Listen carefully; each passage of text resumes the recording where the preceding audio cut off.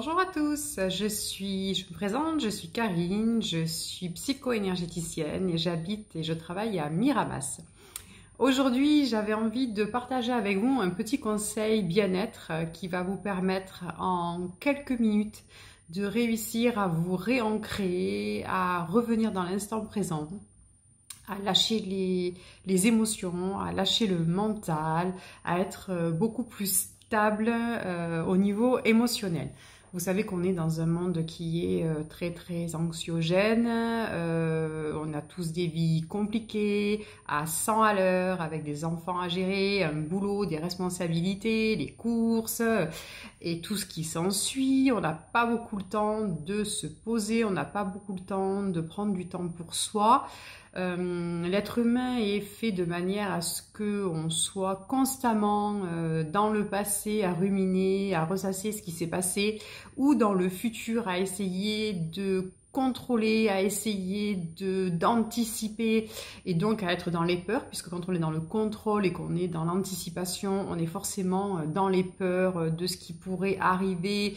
On part dans des situations et dans des scénarios catastrophiques où tout se passe de toute façon toujours mal, parce que quand on essaie d'anticiper, on voit jamais le bon côté et on va toujours partir dans des trucs qui font hyper peur. Il faut savoir qu'on est quand même conçu pour avoir environ 8000 pensées par jour. Donc très compliqué de rester dans l'instant présent et de rester du coup zen.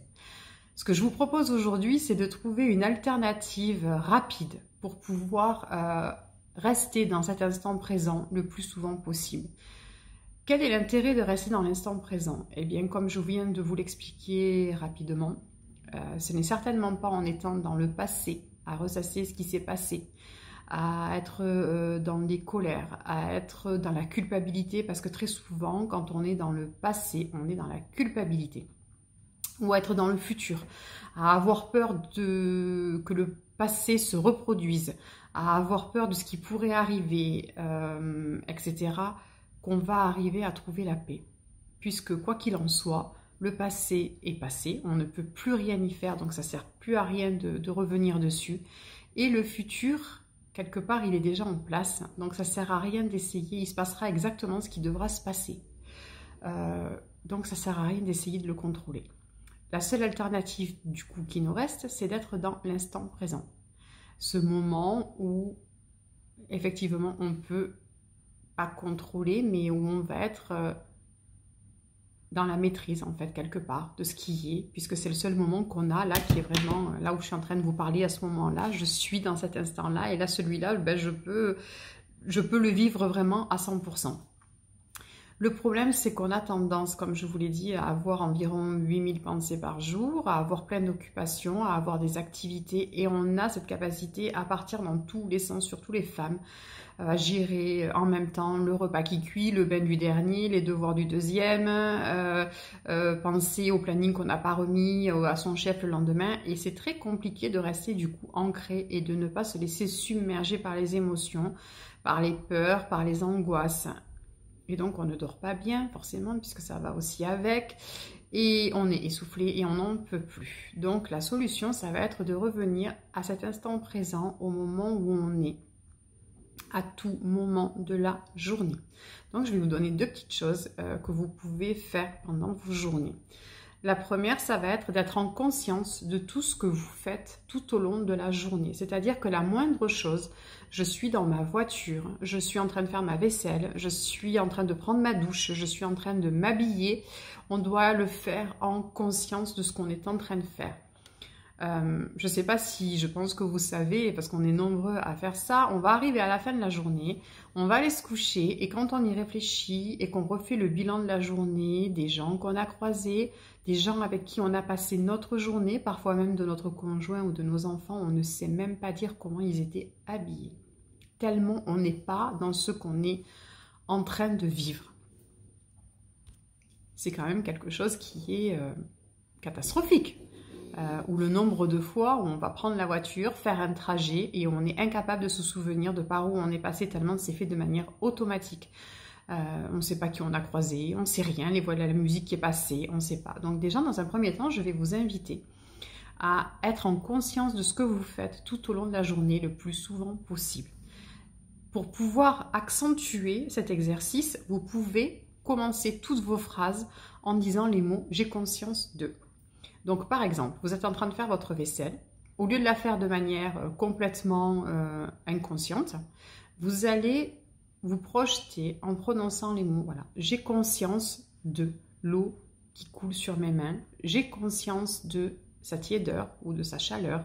J'ai conscience de la couleur de l'assiette que je suis en train de laver. J'ai conscience de la texture de l'assiette que je suis en train de laver. J'ai conscience des bruits que je suis en train d'entendre pendant que je fais ma vaisselle. Est-ce que j'entends les enfants parler? Est-ce que j'entends la télévision? Est-ce que j'entends un oiseau chanter? Est-ce que j'entends... D'accord? J'ai conscience des odeurs que j'entends, des odeurs que je sens. L'odeur du produit vaisselle, l'odeur, je sais pas, du parfum de mes enfants, peu importe. Mais je vais recentrer tous mes sens ici et maintenant. Et là, quand on fait ça et qu'on s'oblige à le faire le plus souvent possible pendant la journée, c'est un travail de titan parce qu'on n'est pas du tout configuré à faire ça, on va pouvoir être ancré. Et quand je suis ancré, mon mental ne peut pas venir me faire peur, ne peut pas venir me faire cogiter. Il n'a pas, vu qu'on lui demande d'être ici et maintenant occupé à faire quelque chose, en fait, on va donner un os à ronger au mental. Et pendant que lui, le mental, il est occupé à faire ça parce qu'on lui a demandé de le faire, je peux me détendre, mes émotions s'apaisent, mon mental s'arrête et je m'ancre. Je monte mon taux vibratoire et je vais être disposée à tout ce qui va pouvoir arriver par la suite. Donc, vous pouvez faire ces exercices-là tout au long de la journée. Le truc principal, ça va être de réaliser que vous êtes parti. Donc, oups, je suis parti, je ne suis plus là. Ça y est, c'est parti, je suis parti dans le passé, je suis parti dans le futur, je suis parti à cogiter. Donc, je conscientise que je suis parti.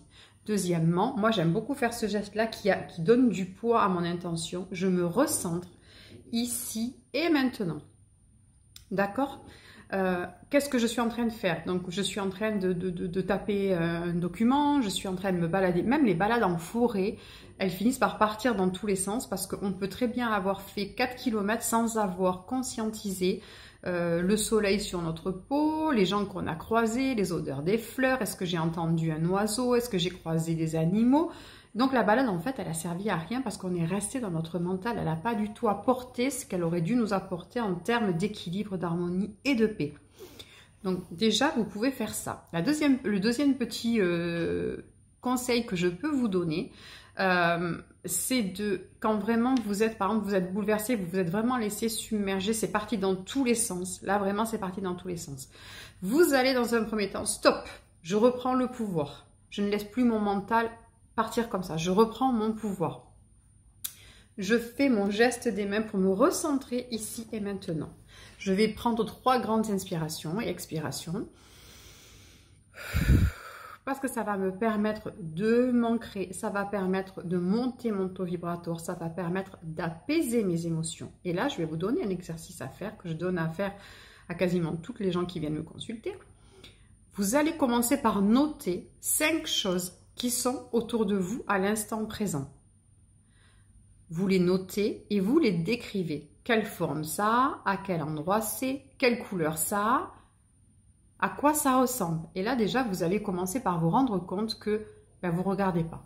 Parce que vous allez, si vous prenez vraiment le temps, vous allez vous rendre compte que la plante qui est en face de vous tous les jours, par exemple depuis des lustres, elle a plusieurs teintes de vert alors que vous ne l'aviez même pas remarqué, ou qu'elle a des fleurs de plusieurs couleurs alors que vous ne l'aviez même pas remarqué non plus, etc. Quand vous avez fait ça, avec vos 5 objets, vous allez passer à l'autre sens. Donc, vous allez écouter les sons qui sont autour de vous, tous les sons qui sont autour de vous.